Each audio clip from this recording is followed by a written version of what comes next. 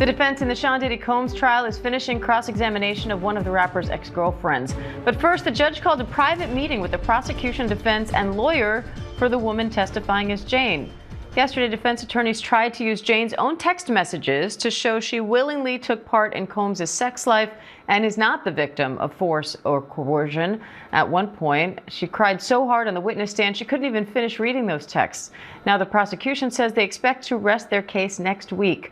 Combs has pleaded not guilty to all charges. ABC's Rena Roy and legal contributor, criminal defense attorney Shauna Lloyd are outside that courthouse.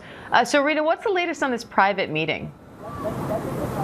Well, Diane, we know that there were several issues discussed behind closed doors, and that one of them involved whether or not non-alleged victims who take the stand can use pseudonyms. Defense attorney Mark Agnifilo argued that they should go on the record with their real name so that when someone hears about testimony who's outside of the trial and they might have information about that testimony, that they can come forward and offer to testify. And they were specifically discussing an issue from 2024 when Jane testified that she flew to Las Vegas with a friend of hers who's a famous rapper and then went to a hotel room where she saw a male escort named Anton having sex with a woman while that rapper and his girlfriend watched. She testified that that escort was somebody that she previously had a hotel night with along with Combs. The prosecution, though, wants to keep those pseudonyms, and they say that sufficient information about that event specifically and about Jane have been disclosed. Diane. Shauna, what does this mean for the trial going forward? What this means going forward is essentially the defense is lodging this idea.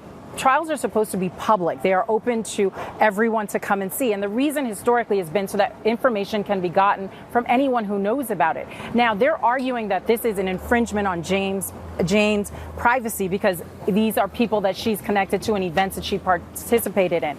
The defense is rebutting that, though. They want these names to be public because what they're saying is if there is some information out there that could either be used to impeach her or discredit some of the testimony that is being given, that they want those people to come forward. So this could change the dynamic and the credibility of her if they come forward.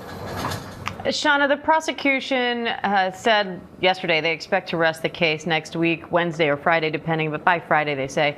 What are you watching for as the defense starts calling witnesses?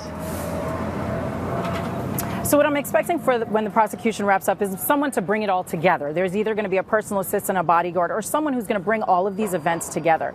For the defense, I expect that they're going to bring forth witnesses that are going to rebut everything that we've heard. They're going to either be witnesses that have seen firsthand and have a different point of view, or witnesses that can impeach any of the testimony that's been given, so that way they start and increase that reasonable doubt that they are looking for.